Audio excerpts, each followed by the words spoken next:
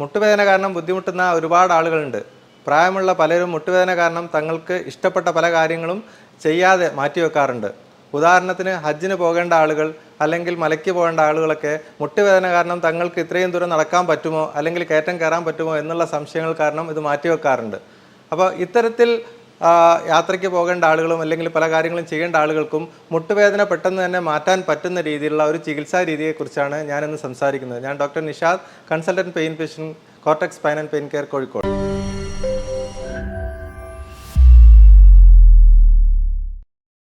നമുക്കറിയാം, മുട്ടുവേദന ഏറ്റവും കോമൺ ആയിട്ട് മുട്ടുവേദന ഉണ്ടാക്കുന്നത് തേയ്മാനമാണ്. പ്രത്യേകിച്ചും 40 വയസ്സ് കഴിഞ്ഞ ആളുകൾ മുട്ടുവേദന ഉണ്ടാക്കുന്ന ഏറ്റവും പ്രധാനപ്പെട്ട കാരണം തേയ്മാനം കാരണമാണ്. മുട്ടിൻ്റെ എല്ലുകൾക്കിടയിലുള്ള തരുണാസ്ഥിക്ക് തേയ്മാനം സംഭവിക്കുന്നതിനനുസരിച്ച് അവിടെ നീർക്കെട്ട് വരികയും വേദന വരികയും ചിലപ്പോൾ തേയ്മാനം കൂടുന്നതിനനുസരിച്ച് എല്ലുകൾ തമ്മുകൾ അടുത്ത് ഉരയാൻ തുടങ്ങുകയും ചെയ്യും. അപ്പോൾ ഇത്തരത്തിലുള്ള ആളുകൾക്ക് തുടക്കത്തിൽ നമുക്കറിയാം, ചെറിയ രീതിയിൽ കയറ്റം കയറുമ്പോഴോ അല്ലെങ്കിൽ സ്റ്റെപ്പ് ഇറങ്ങുന്ന സമയത്തൊക്കെ ചെറിയ രീതിയിലുള്ള വേദന അനുഭവപ്പെടും, അല്ലെങ്കിൽ മടക്കി ഇരിക്കുന്ന സമയത്ത് ചെറിയ അസ്വസ്ഥതകൾ അനുഭവപ്പെടും. പക്ഷെ നമ്മൾ പ്രത്യേകിച്ച് ചികിത്സയൊന്നും ചെയ്യാതെ അങ്ങനെ നീണ്ടുപോകുമ്പോൾ പിന്നീട് അത് കൂടിക്കൂടി വരികയും ചിലപ്പോൾ മുട്ടിൽ നീർക്കെട്ടും വേദനയും വരാം. അല്ലെങ്കിൽ എല്ലാ കാര്യങ്ങളും നിത്യ ജീവിതത്തിലെ പല കാര്യങ്ങളും ചെയ്യാൻ പറ്റാത്ത അവസ്ഥയിലേക്ക് കാല് മടക്കി ഇരിക്കാനും ഈവൻ ബാത്റൂമിൽ ഇരിക്കാനും പോലും പറ്റാത്തൊരവസ്ഥയിലേക്ക് വരും.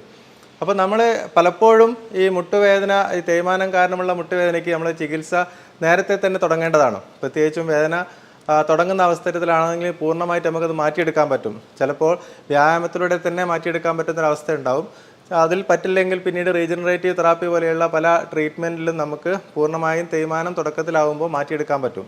പക്ഷേ ഇതൊന്നും അല്ലാതെ കുറച്ച് അഡ്വാൻസ്ഡ് ആയിട്ടുള്ള, കുറച്ച് മുന്നോട്ട് പോയി കഴിഞ്ഞിട്ടുള്ള ആൾക്കാർക്കുണ്ടാവും നല്ല ശക്തമായ വേദനയുള്ള ആളുകൾ. സാധാരണ നിരപ്പായ സ്ഥലത്തുകൂടെ നടക്കാൻ ബുദ്ധിമുട്ടുക, അല്ലെങ്കിൽ സ്റ്റെപ്പ് തീരെ കയറാൻ പറ്റാത്ത അവസ്ഥയിലൊക്കെ മുട്ടുവേദന കാരണം കഷ്ടപ്പെടുന്ന ആളുകൾ, അത്തരത്തിലുള്ള ആളുകൾക്ക് ഉപയോഗപ്രദമായ രീതിയിലുള്ള ഒരു ചികിത്സാ രീതിയെക്കുറിച്ചാണ് ഞാനിന്ന് സംസാരിക്കുന്നത്.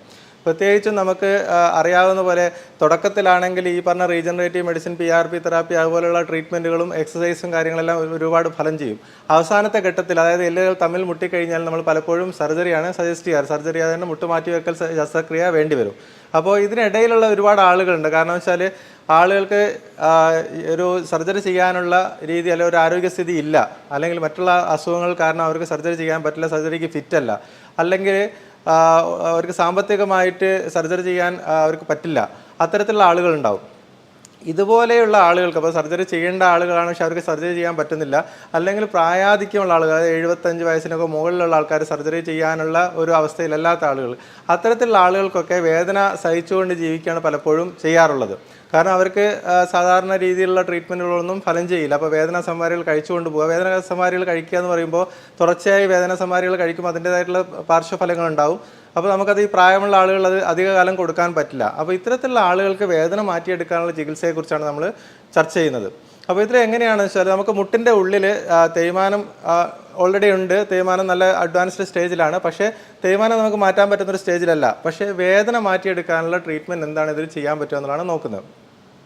പ്രത്യേകിച്ച് ഞാൻ ഈ പറഞ്ഞ ചികിത്സാ രീതി ഏറ്റവും ഉപകാരപ്പെടുക, ഉദാഹരണത്തിന് ഹജ്ജിന് പോകേണ്ട ആൾക്കാർ, ഈ വർഷം ഹജ്ജിന് പോകേണ്ട ആൾക്കാരാകുമ്പോൾ അവർക്ക് പെട്ടെന്ന് തന്നെ വേദന മാറണം, അവർക്ക് ആ യാത്രയൊക്കെ സുഖമായിട്ട് ചെയ്ത് തിരിച്ചു വരാൻ പറ്റണം. അത്തരത്തിൽ നമുക്ക് കുറച്ച് കാലത്തേക്ക് ഇപ്പോൾ ഈ ട്രീറ്റ്മെൻറ്റ് ചെയ്ത് കഴിഞ്ഞാൽ സാധാരണ രീതിയിൽ 6 മാസം മുതൽ ചിലപ്പോൾ 1 വർഷം വരെ 2 വർഷം വരെയൊക്കെ വേദന മാറിക്കിട്ടും.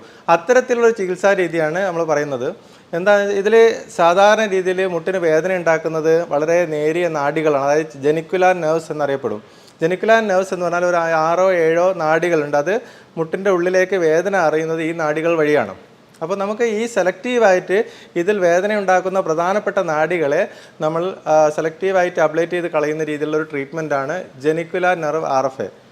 ഈ ട്രീറ്റ്മെൻറ്റിനെ കുറിച്ചാണ് ഞാൻ ഇന്ന് സംസാരിക്കുന്നത്. ജെനിക്കുലാർ നെർവ് എന്ന് പറയുന്നത് നമ്മുടെ പ്രധാനപ്പെട്ട നാഡികളിൽ നിന്നും ഈ മുട്ടിൻ്റെ ഉള്ളിലേക്ക് മാത്രമായി വരുന്ന, സെലക്റ്റീവായിട്ട് വരുന്ന ചെറിയ ചെറിയ നാര് പോലെയുള്ള നാഡികളാണ്. ഇത് 7-8 എണ്ണം ജെനിക്കുലാർ നെർവ്സ് ഉണ്ട്. പക്ഷേ നമുക്ക് സെലക്റ്റീവായിട്ട് കൂടുതൽ വേദന ഉണ്ടാക്കുന്ന 3-4 നാഡികളെ മാത്രം അൾട്രാസൗണ്ടിൻ്റെയോ അല്ലെങ്കിൽ എക്സ്റേയുടെ സഹായത്തോടു കൂടി കണ്ടുപിടിച്ച് അവിടെ നമ്മൾ നേരിട്ടിട്ട് കൊടുക്കുന്ന ട്രീറ്റ്മെൻറ്റാണ് ഈ ജെനിക്കുലാർ നെർവ് RFA. ഇതിലെന്താ ചെയ്യുന്നത് വെച്ചാൽ, സാധാരണ ഇതിൽ അൾട്രാസൗണ്ട് ഗൈഡൻസിൽ നമുക്ക് ഈ നെർവ് പോകുന്ന വഴികൾ കണ്ടുപിടിക്കാൻ പറ്റും. ആ നെർവ് ലൊക്കേറ്റ് ചെയ്ത് കഴിഞ്ഞാൽ നേരിട്ട് അവിടെ തന്നെ ചെറിയ നീഡിൽ, അതായത് സർജറി ഒന്നും ഇല്ലാതെ തന്നെ ചെറിയ നീഡിൽ പ്ലേസ് ചെയ്യുകയും അതിൻ്റെ ഉള്ളിൽ കൂടെ നമ്മളൊരു ലേസർ ട്രീറ്റ്മെൻറ്റ് പോലെ ചെറിയൊരു മെഷീൻ ഉപയോഗിച്ച് ചെയ്യുന്നൊരു ട്രീറ്റ്മെൻറ്റാണ് ഈ ജെനിക്കുലാർ നെർവ് RFA. സാധാരണ രീതിയിൽ ഇത് ഫലവത്താവുമോ ഇല്ലേ, അല്ലെങ്കിൽ ഇത് ചെയ്തു കഴിഞ്ഞാൽ വേദന മാറുമോ ഇല്ലേ എന്നറിയാൻ വേണ്ടി നമ്മൾ ആദ്യം ഒരു ഡയഗ്നോസ്റ്റിക് ബ്ലോക്ക് കൊടുക്കണം. ഡയഗ്നോസ്റ്റിക് ബ്ലോക്ക് എന്ന് പറഞ്ഞാൽ നമ്മൾ തരിപ്പിക്കുന്ന മരുന്ന് ഈ നാഡിയുടെ ഭാഗത്ത് ഇഞ്ചക്ഷനായിട്ട് കൊടുക്കും. അപ്പോൾ ഈ ഇഞ്ചക്ഷൻ കഴിഞ്ഞ് കഴിഞ്ഞാൽ നല്ലപോലെ വേദന 70-80% വേദന കുറവുള്ള ആളുകൾക്ക് നമുക്ക് ജെനിക്കുലാർ നെർവ് RFA ചെയ്ത് കഴിഞ്ഞാൽ അവർക്ക് ലോങ് ടേം ആയിട്ട്, അതായത് 6 മാസം മുതൽ ചിലപ്പോൾ 2 വർഷം വരെയൊക്കെ വേദന മാറി കിട്ടുന്ന ഒരു അവസ്ഥയുണ്ടാവും. അപ്പോൾ ഇതുകൊണ്ടുള്ള മെച്ചം എന്താണെന്ന് വെച്ചാൽ നമുക്ക് ഇമീഡിയറ്റ് ആയിട്ട് വേദന മാറുന്ന ഒരു ട്രീറ്റ്മെൻറ്റാണ്. മറ്റുള്ള ഒരു റീജനറേറ്റീവ് തെറാപ്പി എന്ന പോലുള്ള ട്രീറ്റ്മെൻറ്റ്, അതായത് നമ്മൾ തേയ്മാനം മാറുന്ന രീതിയിൽ അല്ലെങ്കിൽ മജ്ജ പുനരുജ്ജീവിപ്പിക്കുന്ന രീതിയിലുള്ള ട്രീറ്റ്മെൻറ്റൊക്കെ ചെയ്യുമ്പോൾ അതിന് കാലതാമസം എടുക്കും. ഒരു ദിവസം കൊണ്ടോ അല്ലെങ്കിൽ ഒരാഴ്ച കൊണ്ടോ ഒന്നും അതിൻ്റെ വേദന മാറില്ല. മിനിമം നമുക്ക് 2-3 മാസം കഴിയുമ്പോഴാണ് സാധാരണ രീതിയിൽ ഒരു PRP ട്രീറ്റ്മെൻറ്റ് അല്ലെങ്കിൽ റീജനറേറ്റീവ് ട്രീറ്റ്മെൻറ്റ് ഒക്കെ ചെയ്യുമ്പോൾ നമുക്ക് മുട്ടുവേദന മാറുക. പക്ഷേ അതിനെക്കൊണ്ടുള്ള മെച്ചം എന്താണെന്ന് വെച്ചാൽ അത് തേയ്മാനത്തിന് മാറ്റം ഉണ്ടാവും. ഇവിടെ നമുക്ക് ജെനിക്കുലാർ നെർവ് RFA ചെയ്യുമ്പോഴുള്ള മെച്ചം ഇമീഡിയറ്റ് ആയിട്ട് ഒരാഴ്ചയ്ക്കുള്ളിൽ അല്ലെങ്കിൽ 3-4 ദിവസത്തിനുള്ളിൽ തന്നെ നമുക്ക് പൂർണ്ണമായിട്ട് വേദന മാറിക്കിട്ടും. പൂർണ്ണമായിട്ടില്ലെങ്കിൽ ചിലപ്പോൾ 80% അല്ലെങ്കിൽ 90% വേദന മാറിക്കിട്ടും. അപ്പോൾ ആ കിട്ടുന്ന വേദന കുറേ കാലം നമുക്ക് ആ മാറ്റം നിലനിൽക്കുകയും ചെയ്യും. കുറച്ച് കാലത്തോളം വേദന ഇല്ലാതെ കിട്ടും. അപ്പോൾ സാധാരണ നമ്മൾ ഇഞ്ചക്ഷൻസൊക്കെ സ്റ്റീറോയിഡ് ഇഞ്ചക്ഷനൊക്കെ ചെയ്ത് കഴിഞ്ഞാൽ ചിലപ്പോൾ 2-3 ആഴ്ച അല്ലെങ്കിൽ ചിലപ്പോൾ 1 മാസം വരെ ചിലപ്പോൾ വേദന കുറയുണ്ടാവും. പക്ഷെ അതിനേക്കാൾ ഉപരി ഈ ഒരു ട്രീറ്റ്മെൻറ്റ് ജെനിക്കുലാർ നെർവ് RFA ചെയ്യുമ്പോൾ നമുക്ക് ലോങ് ടേം ആയിട്ട് കിട്ടും. ഒന്ന്. രണ്ടാമത്തത് നമ്മൾ ഇതിൽ മുട്ടിൻ്റെ ഉള്ളിലേക്ക് ഒരു മെഡിസിനും ഇഞ്ചെക്ട് ചെയ്യുന്നില്ല.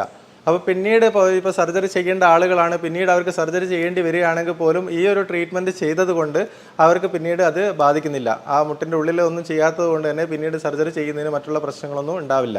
അതാണ് മറ്റൊരു അഡ്വാൻറ്റേജ്. അപ്പോൾ ആർക്കൊക്കെയാണ് ഈ ജെനിക്കുലാർ നെർവ് RFA ചെയ്യാൻ പറ്റുന്നത്? നമുക്ക് മുട്ടുവേദനയായിട്ട് എന്ത് കാരണങ്ങൾ കൊണ്ടായിക്കോട്ടെ, അത് തേയ്മാനം കൊണ്ടാണെങ്കിലോ അല്ലെങ്കിൽ മറ്റുള്ള അസുഖങ്ങളുടെ ഭാഗമായിട്ടോ മുട്ടുവേദനയുള്ള ആർക്കും നമുക്ക് ജെനിക്കുലാർ നെർവ് RFA ചെയ്യാൻ പറ്റും. അപ്പോൾ അത് ഫലപ്രദമാകുമോ അല്ലേ എന്നറിയാൻ ഞാൻ നേരത്തെ പറഞ്ഞ പോലെ ഡയഗ്നോസ്റ്റിക് ബ്ലോക്ക് കൊടുത്തിട്ട് പെയിന് മാറിയ ആൾക്കാർക്ക് മാത്രമേ ചെയ്യാൻ പറ്റുള്ളൂ. അത് ചെയ്തിട്ട് ഡയഗ്നോസ്റ്റിക് ബ്ലോക്ക് കൊടുക്കുമ്പോൾ പെയിന് മാറാത്ത ആളുകൾക്ക് നമ്മൾ ജെനിക്കുലാർ RFA ചെയ്തിട്ട് കാര്യമില്ല. രണ്ടാമത്തത് ഏത് അസുഖമുള്ള ആൾക്കാർക്കാണെങ്കിൽ, അതിപ്പോൾ ഹാർട്ടിൻ്റെ പ്രശ്നമുള്ള ആൾക്കാരാണെങ്കിലും ഷുഗറുള്ള ആൾക്കാരാണെങ്കിൽ മറ്റുള്ള അസുഖങ്ങളൊക്കെ ഉള്ള ആൾക്കാർക്ക് നമ്മൾ സർജറി ഫിറ്റ് അല്ലാത്ത ആളുകളുണ്ടാവും പല അസുഖങ്ങൾ കാരണം. അത്തരത്തിലുള്ള ആളുകൾക്കും ജെനിക്കുലാർ RFA ചെയ്യാം. കാരണം ഇത് ചെറിയൊരു നീഡിൽ പ്രൊസീജിയറാണ്. ഇതിൽ നമ്മൾ വേറെ അനസ്തേഷ്യയോ മറ്റുള്ള കാര്യങ്ങളൊന്നും ആവശ്യമില്ലാത്തത് കൊണ്ട് നമുക്ക് എല്ലാവർക്കും ചെയ്യാം. പിന്നെ എന്തൊക്കെയാണ് പാർശ്വഫലങ്ങൾ എന്നായിരിക്കും എല്ലാവർക്കും ഒരു സംശയം ഉണ്ടാകും. എന്താണ് പാർശ്വഫലങ്ങൾ? നമ്മൾ ഇത് നെർവ് അബ്ലേറ്റ് ചെയ്ത് കഴിഞ്ഞാൽ നമുക്ക് കാലിന് വീക്ക്നെസ് വരുമോ അല്ലെങ്കിൽ ഒന്നും അറിയാത്ത പോലെ തരിപ്പ് വരുമോ എന്നുള്ള സംശയങ്ങളുണ്ടാവും. നമ്മൾ ഇതിൽ അബ്ലേറ്റ് ചെയ്യുന്നത് ജെനിക്കുലാർ നെർവാണ്, അതായത് മുട്ടിൻ്റെ ഉള്ളിലേക്ക് വേദന ഉണ്ടാക്കുന്ന ഞരമ്പുകൾ മാത്രമാണ്. അത് കാലിൻ്റെ മറ്റുള്ള ഞരമ്പുകളെ ഒന്നും ബാധിക്കുന്നില്ല. രണ്ടാമത്തത് ഈ ഇതിൽ 7-8 നെർവ് ഉള്ളതിൽ നമ്മൾ ആകെ 3-4 എണ്ണം മാത്രമേ റേഡിയോ ഫ്രീക്വൻസി അബ്ലേഷൻ ചെയ്യുള്ളൂ.